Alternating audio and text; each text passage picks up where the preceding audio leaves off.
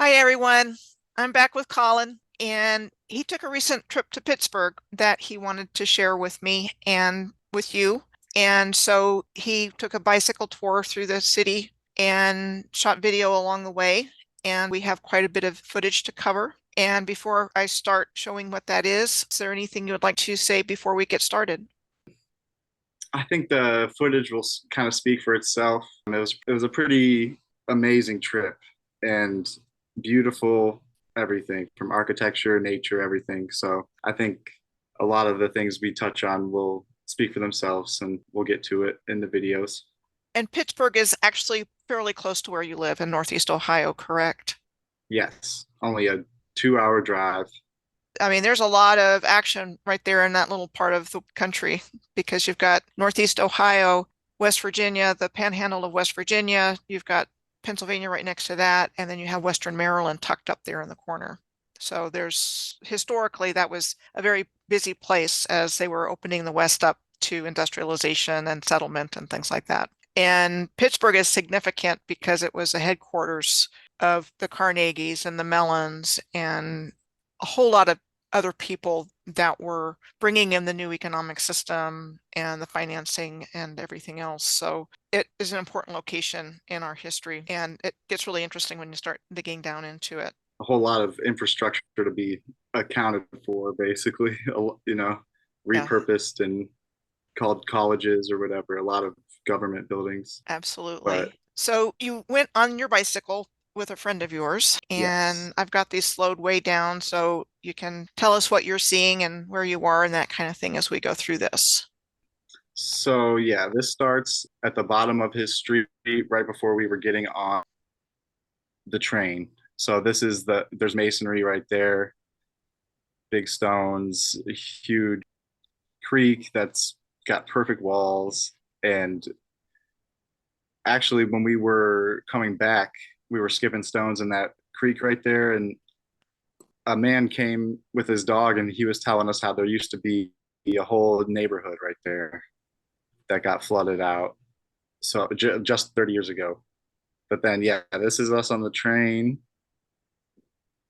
The first thing that caught my eye was this building that has the top of what a lot of cathedrals look like, but it's modern. I zoom into that, but it only took about 10, yeah, right there. It took about 10 minutes, 12 minutes to get downtown from where we were. And I mean, the whole train ride is just, it's so beautiful. There's nowhere you can't look without seeing bridges, masonry, huge cathedrals, star forts. Like, it's a lot. So old. Just curious if your friend had noticed these things before you came over. No. And he really it's like everybody who I talked to that, like, the first night I got there, we went and skateboarded with some of his friends, and just even where we were, I just walked outside and was looking at all the buildings and just like, oh my gosh, and they're all like, what are you looking at, dude? It's nothing. I'm like, no, like, it's pretty crazy stuff. And then they really do start to see after a while. And it is cool just to get people to look at where they are just with new eyes. It's like that perspective change that we've been talking about. And right here, I'm zooming in on the windows that are covered up with bricks. There's just so much that I think if we live there, it's so easy for us to ignore it or not even realize that anything is really going on. But every place I go now, I start to see everything, and it's like overwhelming with evidence of old world and the transportation. I mean, the towering architecture is everywhere, and I mean, the whole city reminded me like almost like a replica of Cincinnati in the hills. And yeah, it's just like, how did anybody construct anything on these steep, almost 90-degree slopes? And there's so much facading, so much huge masonry, and it's just everywhere. Yeah, those are some beautiful buildings there. Yes, the arches on the it's like every single building there had to be repurposed. And it's interesting you mentioned Cincinnati because I think you're spot on. I think they're pretty much the same layout. I've Yeah, researched both places, and you look at the rivers down by the stadiums in Pittsburgh and you see the same configuration in Cincinnati with the ball fields there, the football and baseball stadiums and the bridges, and looks the yeah, same. And then you have Mount Washington in Pittsburgh and you have Mount Adams in Cincinnati, the same idea. Both had incline railways. I don't think Cincinnati has any left, but Pittsburgh has two incline railways left out of like 15 original. And so there's a lot of similarities between those two places. I just want to add that both places were big players in the founding of the Zionist movement, both Cincinnati and Pittsburgh. yeah. So we got off the train there at Steel City Plaza, which is cool because of all those glass block wavy walls are amazing in themselves. But just walking out to this and just the huge like phallic structures everywhere, it's overwhelming, and it's just we'll get to it, but I couldn't help but just be in awe the entire time. We were blessed with a beautiful day to ride around, and it was a Friday that we did it, so there weren't too many the people were working. They weren't all over the street, and we had a pretty easy way, so it was hot. But yeah, that looks like a castle, and the walls are very fortress like walls, the everything about it is impressive, along with the brick on the roads right there. Yeah, I've been noticing those brick walkways here where I live in Prescott, Arizona, and I think they just poured the asphalt over the brick streets everywhere. Absolutely. Yeah. Yeah. That's another thing. It's like there's some cities that are concrete streets and some cities have asphalt. And asphalt tends to not have as much potholes and it's easier to repair, they say. I mean, I'm sure this building right here that we're looking at everything is brick covered with these stones. Do you know the name of that The building? I don't know the name of it, but the building that we're coming up to caught my eye. I mean, look at that bridge and the walkway. The building that we're coming up to was the first one that caught my eye with the symbolism and the coats of arms. Look at those humongous arches With the eagle on it. where the windows are. But yeah, it's got that eagle and it has three mushrooms on the bottom of that.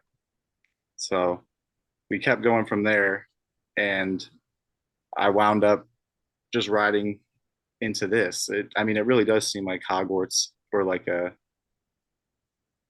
just a whole complex. Like everything is one thing, and I didn't know what I was even riding into, but apparently this is like a justice center, and it has this big fountain in the middle of it.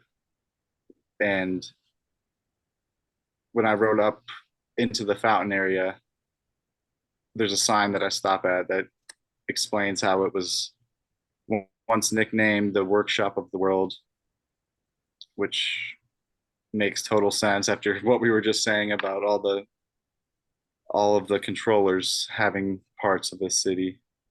And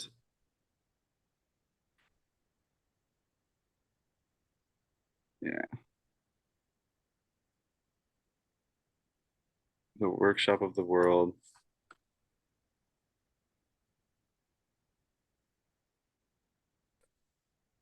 My great grandpa is from the Pittsburgh region too. He was a steel mine guy, and he was getting rich off of all this stuff, I believe.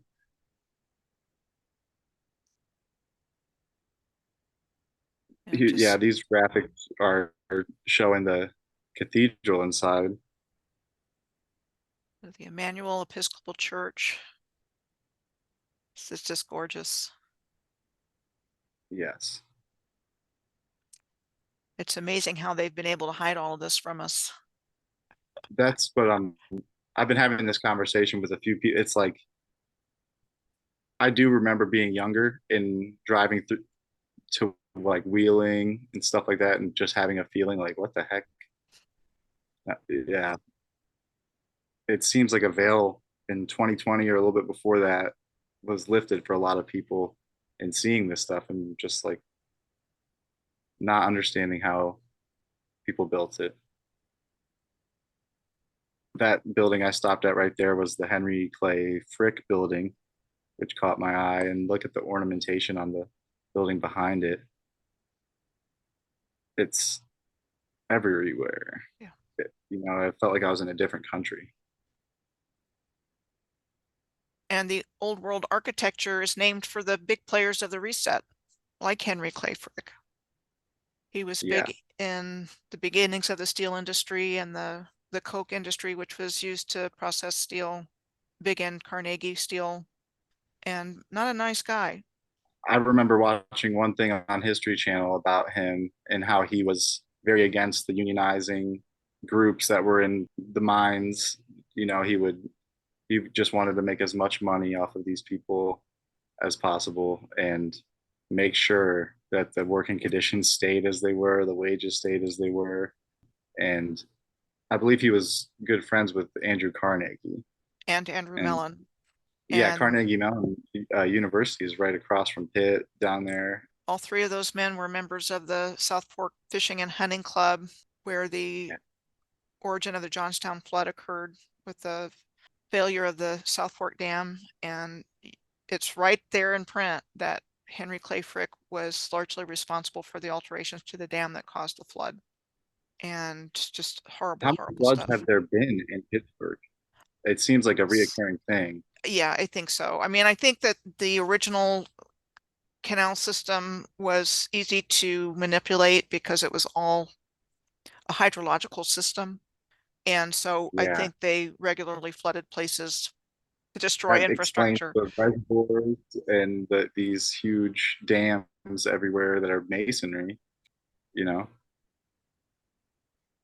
Yeah, that was all pre-existing infrastructure, like the beautiful buildings that you're filming here.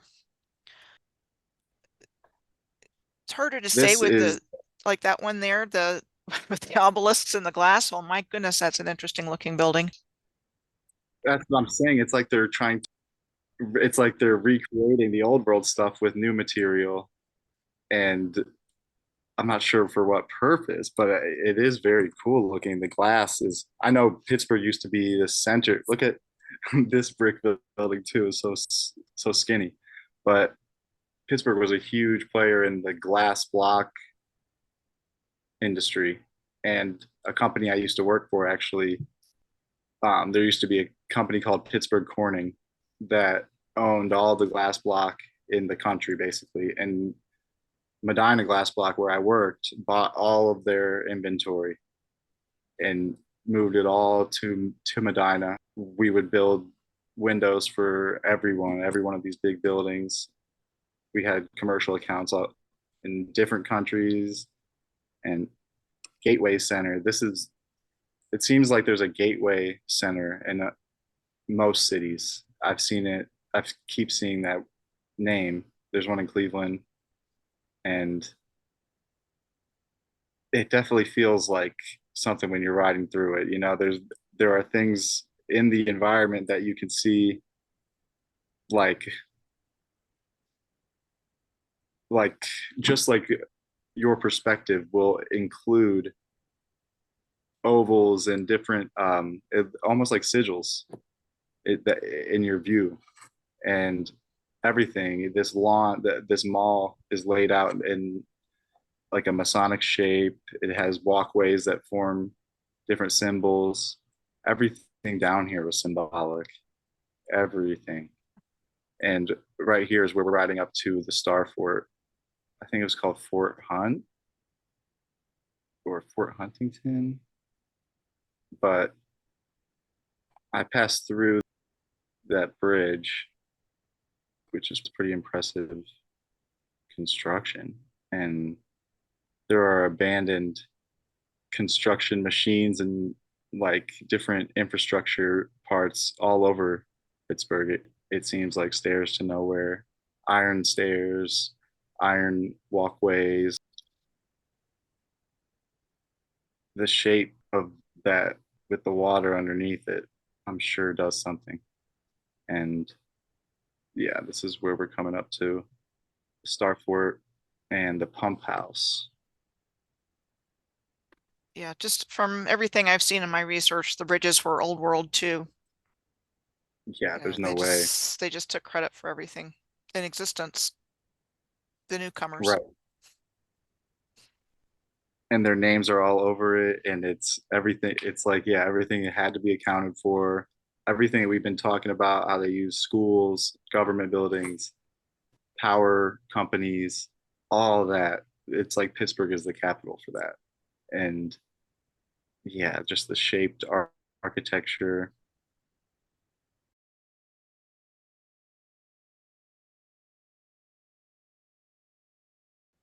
That yellow bridge is beautiful. I mean, and there's just a row of probably 7 or 8 bridges, but these huge boulders, masonry boulders that line the entire parkway with the amphitheater looking layout there with a circle in the middle. Yeah, that reminds me so much of the Trinity Cathedral in Cleveland, just with the four spires.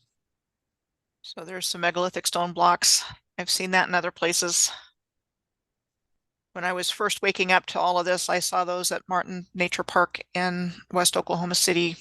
I've seen the same things in Australia. Just it's everywhere.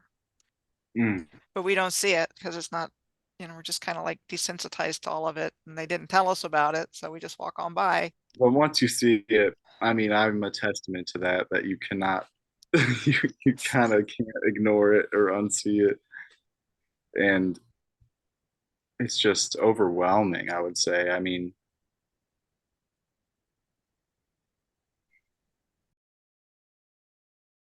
I was just going to say, I wish I could afford an RV and just live on the road and go to all these places.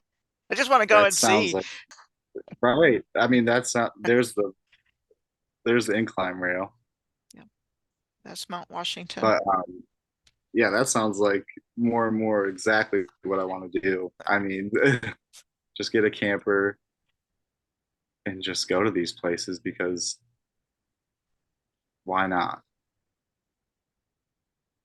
Pump house. I'm not sure what that means. Probably goes back to what we were just talking about with this being a very sophisticated hydrological system. Yes. And I see the fountain there in the middle of the lake. So it might be connected with that. And this is what I was talking about with the just the shapes and the things in your view, like that big oval, stone oval. Just like you, I couldn't help but notice it, and it is perfectly placed right across from there. I'm not sure what service that is serving, if it even is anymore. But I've studied it, and there's a memorial to Mr. Rogers there. really, huh? That's Off the top of bizarre. my head, I can't remember details, but I'm sure there's a connection to the old world, and then Mr. Rogers, all of these kids. There's a lot of Right. disclosure in Mr. Rogers' neighborhood. I'm not kidding. You've got the castle, the king and the castle and the trolley. Wow. I never put that together. And I feel like the more important stuff that they're disclosing, they put it in media that will come across earlier in our lives. Like when we're babies or kids, like the movies are giving it all away almost because we won't remember that, or it's a kids movie, but that's meant to be so crazy, like meant to be unbelievable, but it's really telling us everything.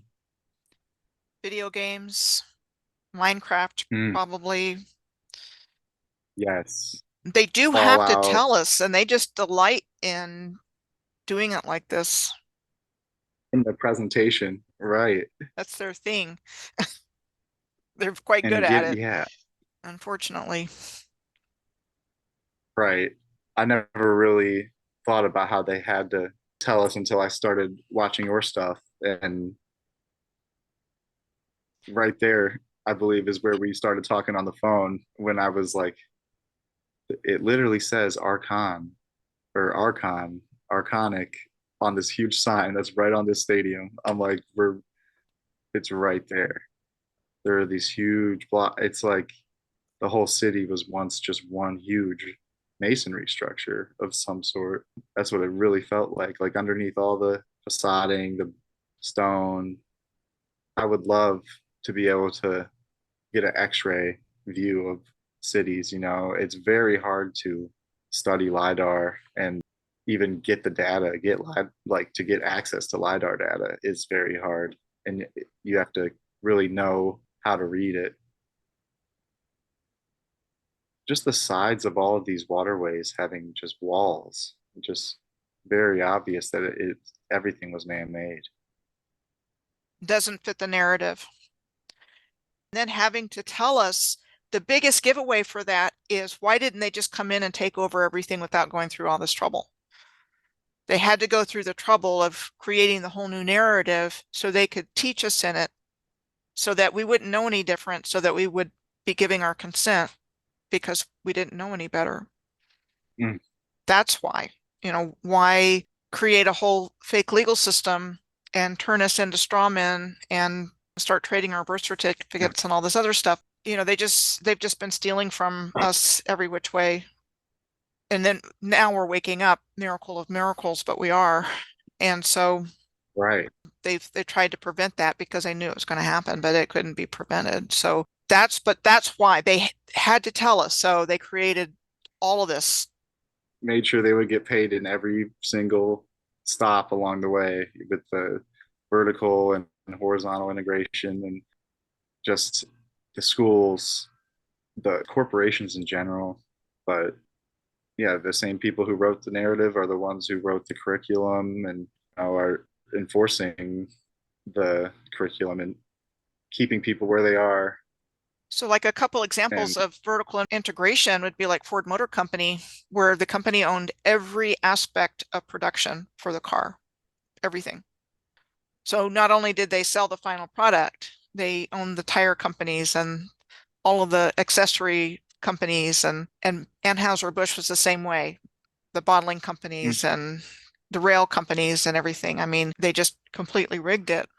And I sent you a photo yesterday of Bush Cremation and Burial Center. And yeah, the Bush family's everywhere. I'm not sure this bridge right here is still being used, but just huge iron structure sitting on top of humongous masonry. looks like a railroad bridge, like a railroad trestle of some kind. Those historical markers are everywhere in Pittsburgh too. These tiny little signs that will tell you some BS story about. And I would be willing to bet that the trail that you're on was a railroad track at one time Yes. Mm. because they were running alongside the rivers, and that's what they were turned into. They were turned into recreational trails and highways. There's still some in existence, but not like there used to be. Most of the The railroad. cobblestone is crazy, and the way it's sloped in spots and stuff. It really none of it just doesn't make sense. And this city, what we were doing right this whole day when I first started all of this, I was very interested in the French concepts of derive and détourment. It was a concept of city planning where you let the monuments in the landscape guide you through a therapeutic journey through the town. And if you look more into that, you realize that all cities are have that in mind when they're with the monument. And now, knowing what we know, it even lends itself to that also wasn't us. And that energy is directed there and always has been directed in those places for a reason. And it's like showing you what they want you to see. It So, definitely feels like a rail line.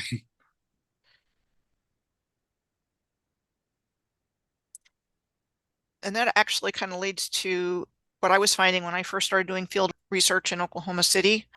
I would start following a trail and then I would come up to something that blocked me from going further, whether it was an industrial park or something else. And I found Hmm. that to be very interesting. I don't know if you encountered that or not, but I encountered it on several occasions when I was starting to figure this stuff out.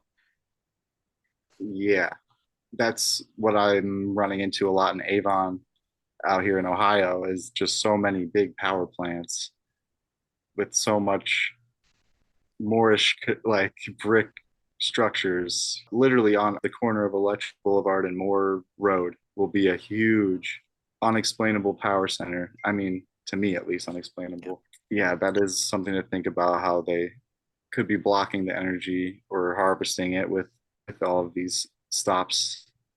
When you sent me the clip of the power plant that you were showing that you just talked about, I immediately thought of one in Moorland in Oklahoma, which is near Woodward, that whole area. It looks ruined and destroyed, but there's a lot there. That's exactly like where I'm at right now. Elyria, Lorain County. Railways, huge, huge structures, but one of the poorest counties and used to have Ford plant here. There used to be a few Ford plants in Northeast Ohio and all abandoned now. It's just like so much space with these huge structures.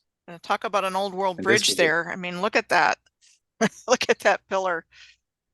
I think I stop and go back and I check out what the heck that ornament was because it seemed like a globe with a dragon on it when I passed it the first time.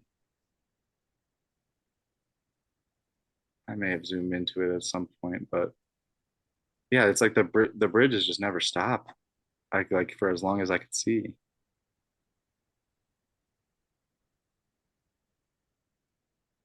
Just all those structures right along the river are just huge, and I would love to be able to see what the heck was going on here in the 1880s, just to get dropped in there. I don't think it's what we were taught in our history classes somehow. Mm. And yeah, we'll see a lot of that later on in the video with Arsenal Elementary School that I came across that was amazing. How you say that they used the grid to reset everything. I mean, talk about the perfect ground zero. This place is just covered with railways everywhere, water everywhere, and just the perfect recipe for like electric devastation, basically. And it's obvious too. Yeah, I 100% believe that's what happened. And come to think of it, I've seen a photo of Pittsburgh that was marked sometime in the 1900s where it was clearly being dug out. I mean, it's just so hard to figure what was going on when because there are photos like that in existence. The one in Pittsburgh I just mentioned, and I've seen them in Kansas City, Missouri, where they're just digging stuff out and there are pictures of it. And Okay, there that's you go. interesting because my friend who I'm with right here, he is from Oakland, California, and he grew up there. And I met him in at University of Dayton, and his family moved from Oakland, California to Oakland, Pennsylvania, which is a neighborhood in Pittsburgh, and just a very similar old world vibe in general to Oakland, California. Yeah, this place was really cool. I couldn't help but notice just how enormous the structure was, and it said it was an elementary school. I'm like, okay, With the well, with the power lines very noticeable right beside it. Hmm. right. The obvious mud flooding, but look like the windows, the mud flooding in Pittsburgh is so obvious. It's unreal. And yeah, this place had a lot of very cool symbolism.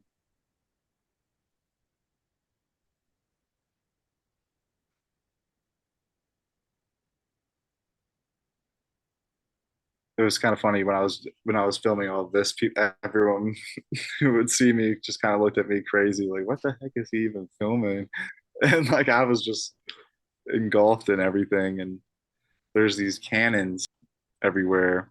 I think I come up to one at the end of this video, but I mean, just those cast iron gates are very impressive, and huge cement walls. It just reminded me kind of almost like a Kirkbride type of layout Could have been. with a huge mall right there. Are we still looking at a school or is that something different? This is still Arsenal Elementary School. Jeez. I think that it turns into to Arsenal Middle School by the end of it, but it has huge face symbols all over it, you know, like what I believe is like Mithras. She's everywhere, all throughout Pittsburgh. Everywhere you end up at a Mithras shrine, and it's crazy. The arches here were amazing. I mean, I couldn't imagine going to elementary school there, showing up for school every day just to this huge place. Why would you name an elementary school arsenal anyway? It's like Right. arsenal, connection to weapons. Yeah. And right behind it is the cannon that was test shot over 1,400 times, something like that. And like the description of this cannon is so funny. It's like we're not sure whether it was Union or Confederate soldiers firing the cannon or what they were testing it for, but we can tell by the casings that it was shot over 1,000 times. And it's like, okay, that's kind of telling us these may have been directed energy weapons. And these whole stone structures could have been used for something very different. Yeah, Base. that's for sure.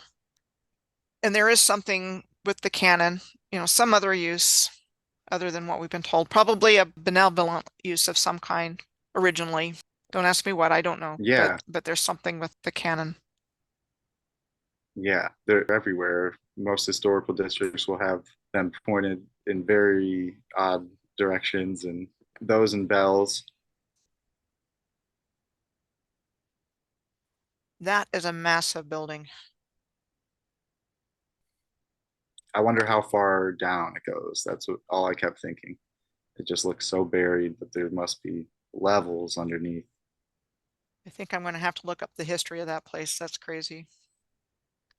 Yeah, There's much more to the because story. it really is directly in front of this whole stone laid out structure that is a park, Arsenal Park, but which in itself, that name is just like kind of aggressive vibes.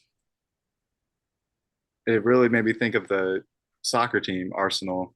I think Chad talks about them too. They're one of the biggest. There's a gargoyle lion looking thing right there, Arsenal Memorial. But there's a Arsenal England with one of the best soccer teams in the world are called Arsenal.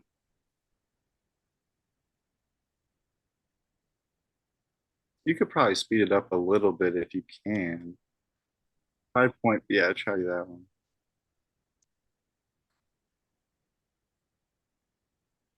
So this is around the side of that same Arsenal building, and I'm coming up to the side entrance, which had some really eye-catching symbolism.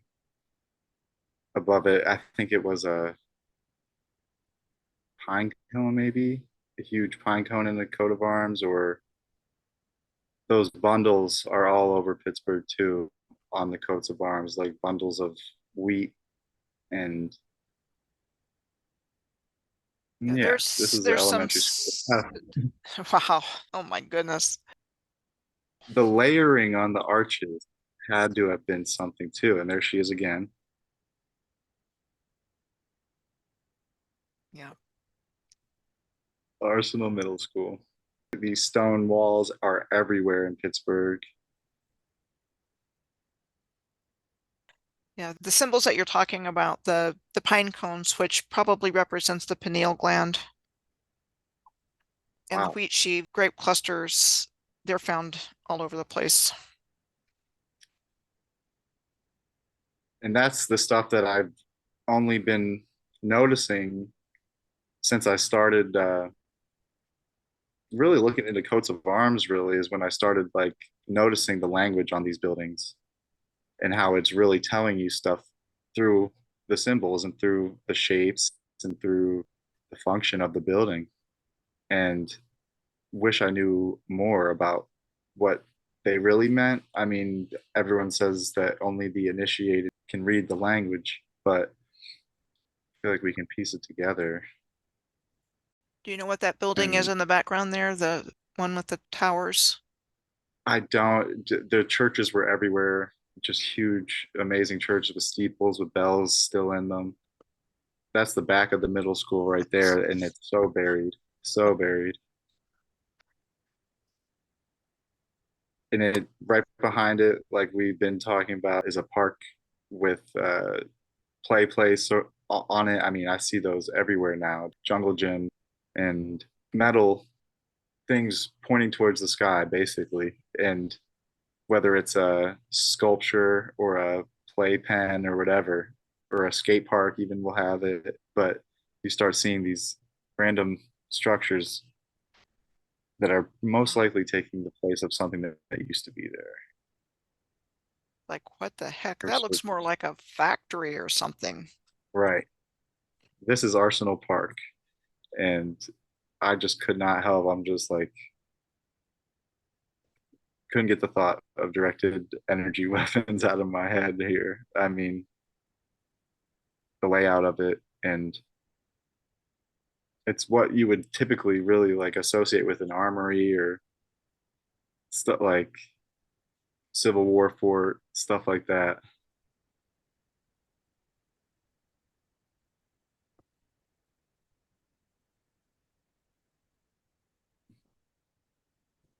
Somebody's been under the bed for a while. It's his The fort. Star Fort. Yeah, so soldiers and sailors is a thing that I believe whenever it says that, it's like an entrance to the underground, basically, in every city.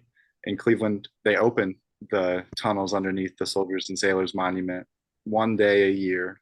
I've tried to get tickets the last 2 years. They've sold out within 5 minutes.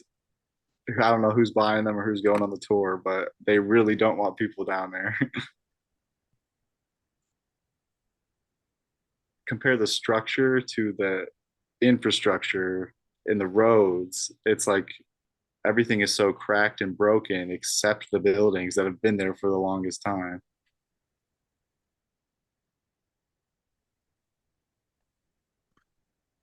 Allegheny Arsenal. Okay, so it was actually an arsenal or used as an arsenal at some point. Yes. And those Civil War, Indian War, Spanish American War, those are mentioned all throughout Pittsburgh on all the monuments. You will see that when we get to the Soldiers and Sailors Monument. That's more in Oakland. And I'll have But to double check, but I believe that Benjamin Latrobe was also the architect credited with the US Capitol building, the one that was credited with the arsenal on that sign. wow, I'm pretty sure. even if he designed it, who built it? It just leaves so many questions. I mean, Yeah, and that's the point. It just makes no sense when you really start those looking at it. holes in the masonry, just at that park, I see those all around every the Garfield Monument, all these big star forts in Cleveland that are dedicated to presidents. They always have these weird just holes that I don't know what could fit in them. It seems like like a water drain, basically, like a gutter system. And I've seen the Garfield Monument. It's beautiful. Yes, and I just recently watched Autodidactic go to the McKinley.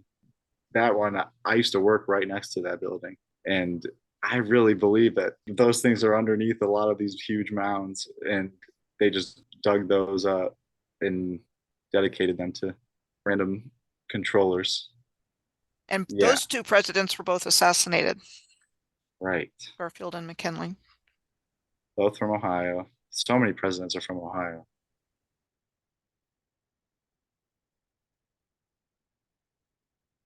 Yeah, so we're talking about the roads here. So again, with the idea that they're just covering over the original brick roads with an inferior material.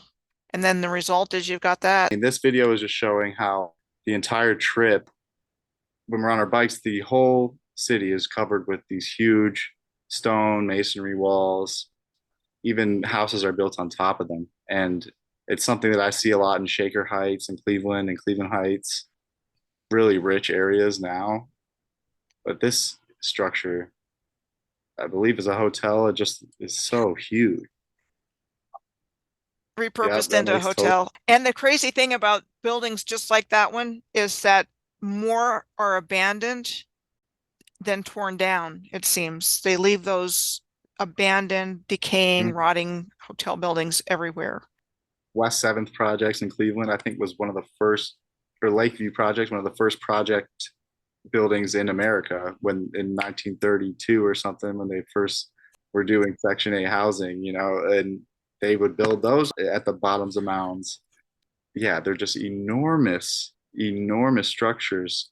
And I noticed in Myrtle Beach, I noticed all along Lake Erie, in Cleveland, Lakewood, Avon Lake yesterday, they just have these huge apartment buildings now or senior living homes that are just these enormous structures like this. They'll have 17, 18 floors and a view to the water, basically, all of them. When you mention how lighthouses are always right by, I mean, obviously right by the water. I mean, it's like they created the shoreline with them. It's a very similar type of thing with these huge, tall, towering structures, I think. That's another thing I believe. I think that's where the land broke off, where these Yeah. lighthouses and star forts were, and that the lighthouses were affiliated with light energy or something like that on the original grid system. And then they Yes. became repurposed for navigating ships because they're right Well, next to the water it- where there's all these obstacles to shipping and things like that. And they need a navigational aid, but they didn't start out that way. right. And that's something I really started thinking about with, I sent you the thing about the Hilton Head steam gun that was said to be a weapon from the 1700s that used steam power to shoot up to a few miles into the ocean. Just some ridiculous explanation for an out of service structure, stone structure that anyone would just walk by if they saw it. But once you look at it, I mean, yeah, you think, okay, this might have been a big part of the whole thing. That whole East Coast on the Atlantic, Carolinas down there is just so riddled with all of this stuff. I mean, all those islands, ports, and all of Just, the etymology of everything, moorland, Mooresville, like everything, and the bricks. and you find that along the coasts of everywhere. You find those islands and the same kinds of infrastructure, and it really doesn't matter Right. where you look. What we see now is what was left, There's star forts in Micronesia, like the pretty much. farthest place you could ever get to. How'd they get the stones there? So do you think it has to do with the infrastructure as to why these people were there? Just the existing architecture and stuff. I mean, do you think the controller set up shop here because they had to account for so much stuff, or because there was so much power to be distributed from these places? It was probably a combination. It was in the mid to late 1700s that they started getting the canals up and running again. And then shortly after that, they got the railroads and they got the mining set up and got the economy set up. And, you gave Henry Clay Frick as an example of what was typical was wage slavery of people getting paid barely subsistence wages. Yeah, And if they tried to strike, oh my gosh, they'd call in the military, they'd use all kinds of abusive means to keep people down and break the they strike. had agencies specifically built for that exact purpose. The Pinkerton agents Mm. to stop the unionization of the Molly Maguires of all the, and they infiltrated the actual unions with people. Like all these militias were popping up around this time, and you see why. I mean, the conditions were awful. The living conditions were awful, and these mills were all over the place.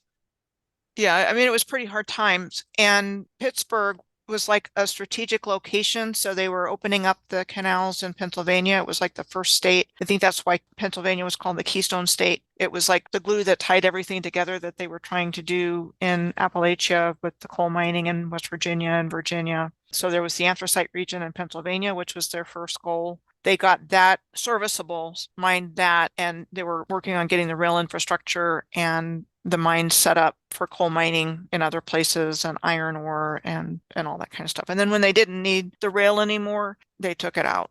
But they used it for the purpose of transporting all the resources, the coal, the lumber. And then when that was all Hmm. gone, they didn't need it anymore.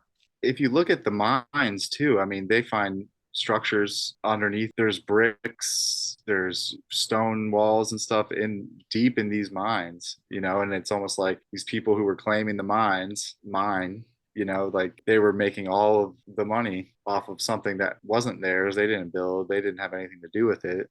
They just had the right to say that it was theirs. And I mean, yeah, my family, my great grandpa was a superintendent of the Powhatan coal mine. My whole mom's side of my family worked in upper management in the mining industry. Not the workers, but a lot of the people who I talked to in Pittsburgh, I would ask them about their families if they were always from Pittsburgh. And most of them all said that, yeah, their grandparents worked in the mills, worked in mines, and had been in Pittsburgh forever, their whole family. And I can still feel that trauma through the people I'm talking to that has been done to their families. I mean, so many people lost their lives and so many young kids too. I mean, child labor and just using people. I think when they blew out the energy grid, they needed to replace the free energy with these energy sources. And that was the importance of the coal and all of that stuff, developing gasoline for motor Right. cars. That was all what that was about. As soon as possible, they had to replace the energy that was lost when they took out the grid system. So they did. Yes. They got it And up you'll and see, running pretty fast. yeah. I mean, the reverse engineering. I mean, the amount of prisons that wind up on these alignments or in these sites with all these other amazing buildings. You can just think about what the heck is going on. The As railroads go right from jails to these mills and all over. I mean, it's just a very confused history. Yep, it is deliberately. I've been talking about the insane asylums, but we're talking about schools here, right? Just the Right. Arsenal School alone looks like not an elementary or a middle school. It looks pretty ominous. But museums, they're telling their version of history at these places, kind of like the modern World's Fairs. They had their whole narrative set up in all of these museums that we have. When I was in DC last month, my uncle has a friend who is from China who got back from Boston that day. He was at the JFK Museum and was just telling me all these things. He thinks he's really learning the history, but it's so off from what really happened. And it's like, oh, okay, now I see how they're still doing it today. Immigrants and like it's sad how easy it is. I have Yeah. mine turned off, but I see it reinforced with all the pop-ups that come up that I don't ask for with the news flashes and all that stuff. And they're Mhm. talking about history stuff, and I'm like, yeah, right, just stop Yeah. it already. Right. But it just comes up. So they've got a I lot know. of ways that they've Ever perfected since to I do got that. into this stuff, my Google Chrome newsfeed is like, oh, archaeologists find this 10,000-year-old stone, like, and that's just to throw you off too. Yeah, that's exactly what I'm talking about. Let's get back to your bike ride here. Yeah, so this is just an amazing neighborhood. The houses here must be so expensive. There's just this huge stone wall. It just looks so old. It goes everywhere. It goes for miles, just all the way down. Houses built in between them. all of these houses, I mean, they're so beautiful, custom homes that the mansions they build today are so ugly compared to this. This whole trip was like a massage on my brain. And the new construction is like an assault on my brain. Like when I look at what they build today and how, it's like this stuff is, you can tell love and passion went into it, to building a lot of this stuff, and purpose. I mean, it wasn't supposed to break in 30 years so someone could come rebuild it and still have a job, and insurance companies. It reminded me a lot of DC. There's some neighborhoods in DC that looked a lot like this, old brick houses, brick road, and sure, there's just a bunch of money here. This is the huge stone wall with the arc lights too that are lining the way, but I'm not sure where any of these stairs even go to. Perfect 90-degree. Army Corps of Engineers are some really strong guys throwing those rocks up.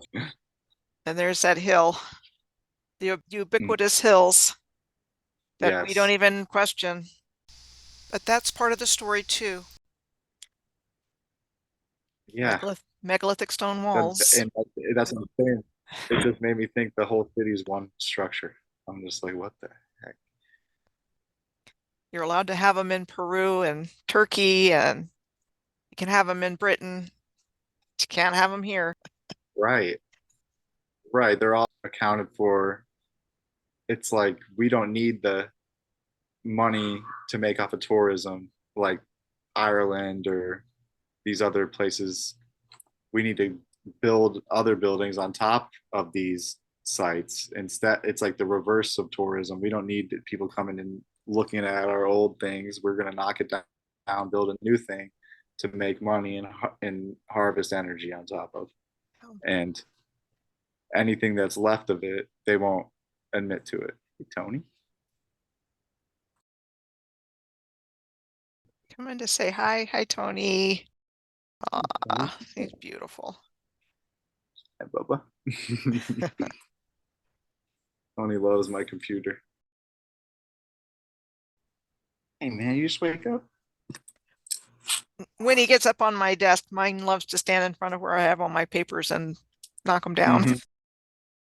But he doesn't No. get up there very much. He stays in bed most of the time.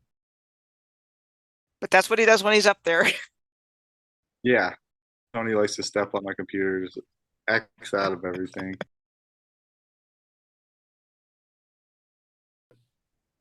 So yeah, this is just going down to, I believe this is called Oakland, where the hospitals are, where the Cathedral of Learning, University of Pitt, just amazing. So beautiful. Everything is old. It's a nice one.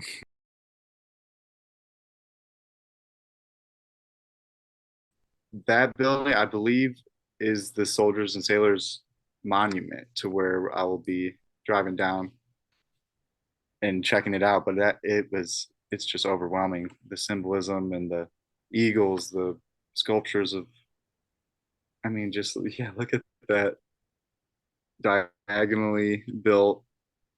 I think that's called the Pittsburgh Athletic Association, which I'm not even sure what the heck that means. What type of games we're playing. I mean, could it get more obvious with the slant? And it doesn't matter where you go, literally. That's everywhere. It's where I live here in Prescott, Arizona. I've seen it all over. Not just here, but other countries, other cities. Right. Every city, like everywhere. And we just take it for normal. But why would you build that way? Right. Must have been a reason. This is basically the same type of buildings I would see in DC. And Or Rome or Greece. Right. It's like we were never taught Americans built tombs like this, like, the Egyptians were the ones who buried their kings in these big pyramidal tombs, but so did we. Apparently. Yeah. And yeah, just it's honestly overwhelming.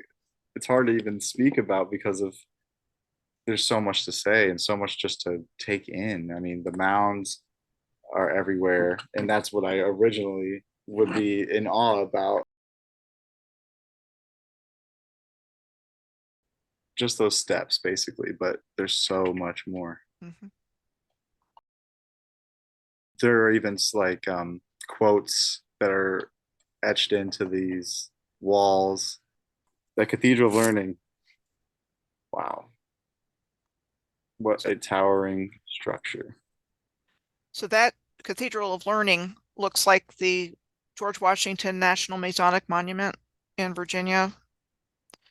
It looks like the Louisiana State Capitol building. Look like Moscow State University building. There's a building on Cleveland State's campus, the Rhodes building, that is, I think, the second tallest structure on a college campus in America after the Cathedral of Learning. And that's where I went to school this last year.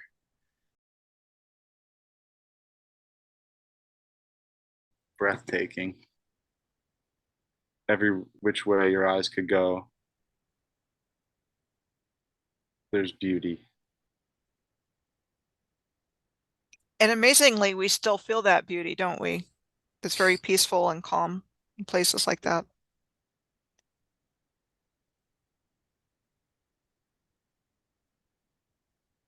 Yeah, that's what I was saying about having it's like a massage for your consciousness is being around such, and it has to have something to do with the way the passion and love was poured into these, the way that they built it and the people who built it. They wanted it to last forever.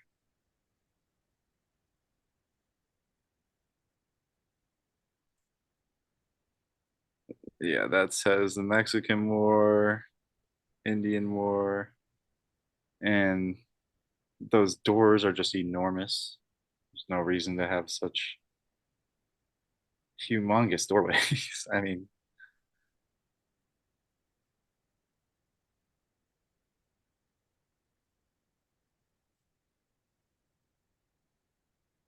that sculpture is was pretty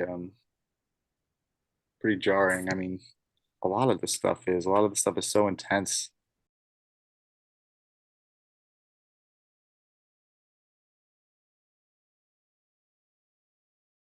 There's no words to describe it. Yeah, the symbolism and the sculptures, it's like what the yeah, there are no words. There's no reason or I struggle with that all the time. It's like, what do I yeah, call that's this? right. That What am I triangular thingy above the door. right? Like, what am I experiencing right now? Like, how is everyone here not like, what the hell is going on?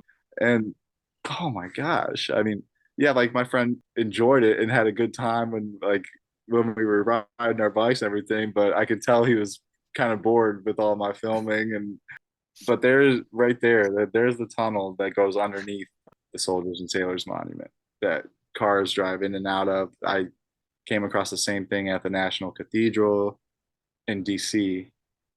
Yeah, I think I went down to the Cathedral of Learning, and this place was just unbelievable. One thing here, that tree that you see, not this one, but there was one in the background that is supposed to be Newton's apple tree.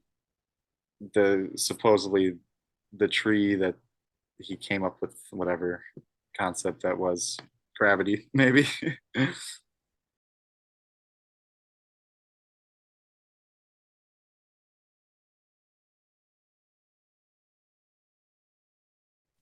There are no words for this place.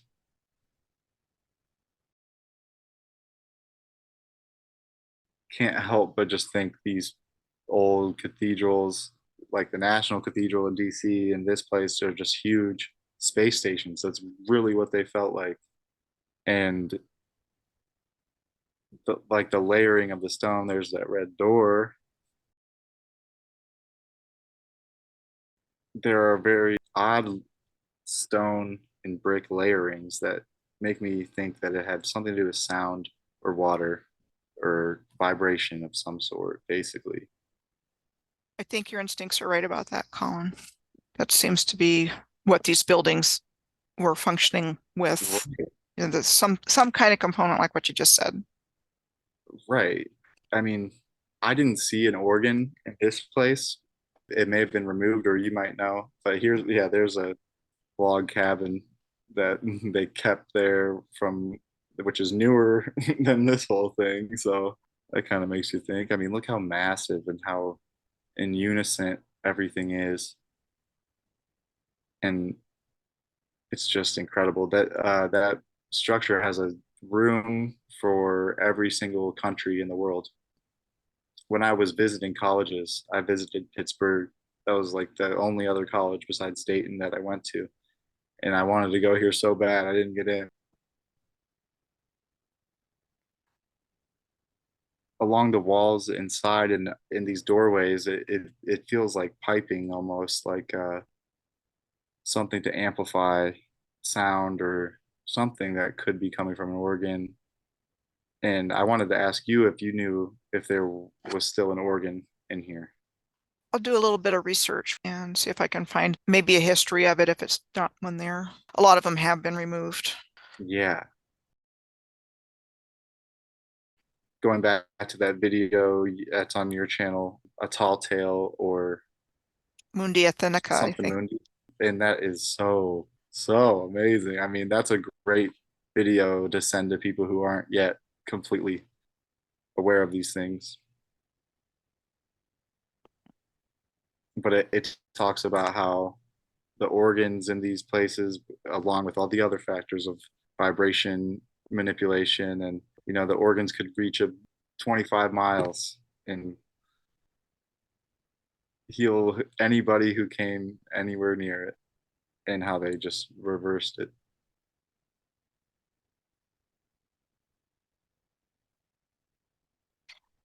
And mistuned it.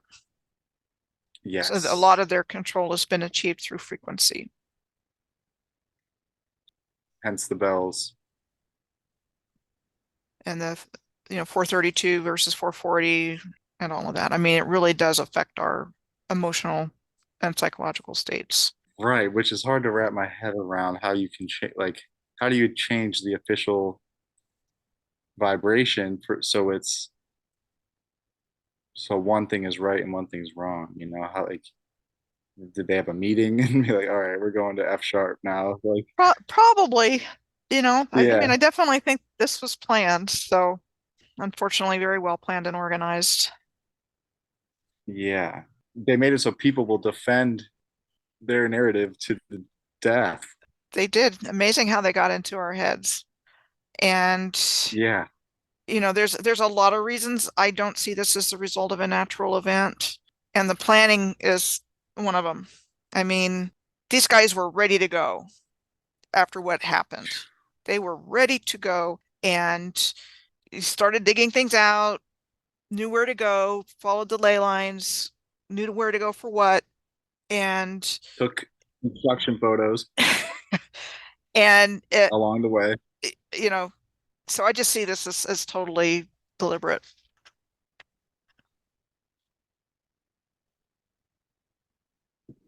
That's This amazing. place is incredible. The whole, I mean, talk about just overwhelming evidence and overwhelming beauty. But yeah, it's just like, did they film Harry Potter in here? Or, I'm going to have to look at Google Earth, but I'm curious as if this is the center of Pittsburgh. and that's what I was talking about with the pipings, kind of just those like around the seams. It's like they have cylindrical kind of lining, and it's like I haven't seen that in modern construction really. I'll have to find a better example for you, but yeah, I asked the policeman here if we could go to the top floor and see, and he's like, the top floor doesn't exist anymore. I'm like, okay, whatever that means. And you're only allowed to go to the third floor. I always was under the impression that students could go wherever they wanted in here, but apparently not anymore. And those lights, I mean, apparently are those arc lights, like electric arc lights that there's someone from Cleveland who invented that, Charles Brush, who I read a little bit about, and he is credited with inventing the wind turbine, few other things, but he made sure that his estate in Cleveland was absolutely destroyed, all of his journals destroyed. That's what the story says. He made sure no one could steal his ideas after his death. But I have my own okay, ideas about patents and things like that. I think are part of the cover up of the original technology. And, Sam Smith got this patent and just, like the right. Smithsonian and some of the other gatekeepers. I really have spent so much time in Cleveland over the past few years that I am probably overlooking so much in Cleveland.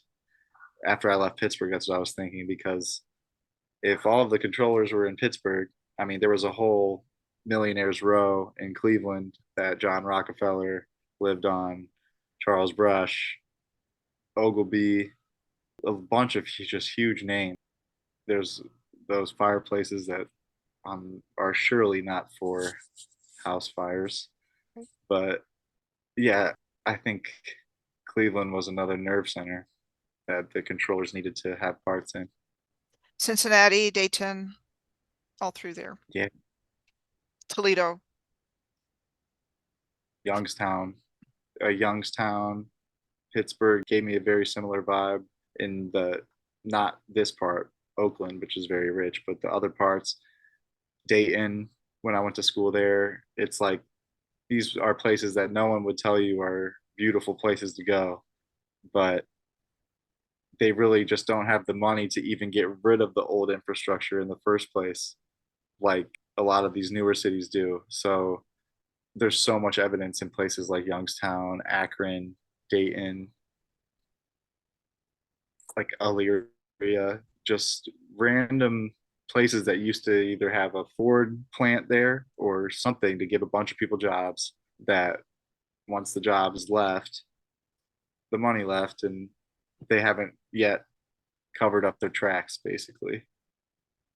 And Yeah, it takes a lot of time, energy, and money to tear these things down that were never meant to be torn down. it takes longer to tear them down than supposedly to build them. And that's a whole other thing, the Yeah. demolition of these places. And Yes. Somebody left me a comment. I had talked about an Atlantic City hotel, the Marlborough Blenheim, beautiful Moorish style architecture. And this commenter mentioned the demolition of it. And another commenter replied that he had worked on a number of the demolitions of these beautiful buildings and how hard it was to bring them down. Atlantic City, another place.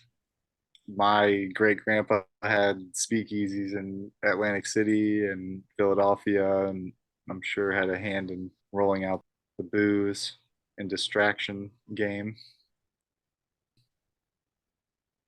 Yeah, I'm having a hard time finding a lot of information about him, but I found his name on a few Google searches about his pubs around Philly, and yeah, they had a hand in everything because he also had something to do with Hibernian National Bank, which is a whole thing to unwrap. I mean, the secret societies that were prevalent and the fraternal orders that were all over the place during these times, it's like, where did they all go? Yeah, all these fraternal orders that I believe had the hidden knowledge that we're talking about, and they were the people who were creating banks and owning people and making all of these terrible living conditions happen, and just for nothing, being landlords. You sent me the logo of the handshake. And when Yeah, I saw that, I realized I'd seen that in other logos. So it seems like that image of the handshaking was a symbol that the resetters used, whatever secret society group that it was. And, there's a bunch of them. I think the best known are probably the Freemasons and the Oddfellows and the Knights of Pythias. The Elks, I think, were involved in it. And, the ones that you're coming up with, the Hibernian, and I think there's others as well, that they were the ones that were doing the actual reset. They may have just been directing it. I can visualize a picture that I've seen of like an army of Knights Templar, where there's like rows and rows of them standing in front with their hats and, like they're Right. getting ready to go out and do something. Yeah. So I think that's what was going on. Yeah. And when did it stop? It's like all of these cemeteries have all of these fraternal symbols on all the gravestones. There's probably like 10 names in circulation in these old cemeteries, at least in Northeast Ohio. But all Freemason or the hands or some other symbol. And I'm just wondering, did that switch over to something else at some point, or like when did people stop publicly associating with these organizations, or did they just turn into companies or job titles, maybe, or like maybe the ancient order of Hibernians were just bankers, just the banks or something, and that's what their symbol was, like nice doing business with you. And Yeah, those are good questions. That sounds like a whole nother rabbit hole. I yeah, mean, what I became of mean, them? Are they still with us today? How I are they still with us? Miracle of miracles, we are waking up and the spell is wearing off. You mentioned the word sigil earlier, and those are symbols, spell casting kind of symbols, like the monster drink. The symbol of the monster drink is a sigil. This stuff is DC all is laid out. around. I mean, yeah, it's like they're really having us engage in these rituals just by living, walking around in these sigils. The whole, cities are sigils, like could do a bird's eye view of Washington D.C. See, there's a pentagram that's not even lied about. They say it's the monuments create a pentagram, and that's just a very powerful sigil. It could be evil or good, Right, and it depends on who's controlling it. exactly. Yeah, there's a lot of things. What I was going to say is I did some research on public art a couple of years ago, and there's some of the most god awful art, the things they Devastating. call art. They're horrible, horrible imagery. The Vigeland Park in Norway, in Oslo, Norway, is demonic, Mm. and people just walk amongst it. Scenes of bondage and giants holding babies, like Oh, they're yeah. juggling babies. They tell us through everything. I mean, that's something I noticed at the National Cathedral and all these places in the stone.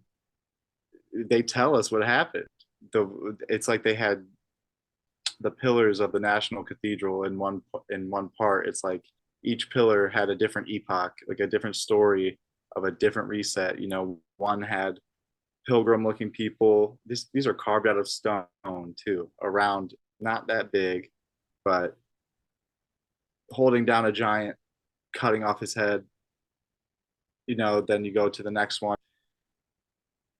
It's a like Inuit looking thing with the igloo, and they're all telling different stories, and they tell it through the architecture. They tell it in the symbolism of things like, yeah, murals or ornaments or coats of arms, and it's crazy.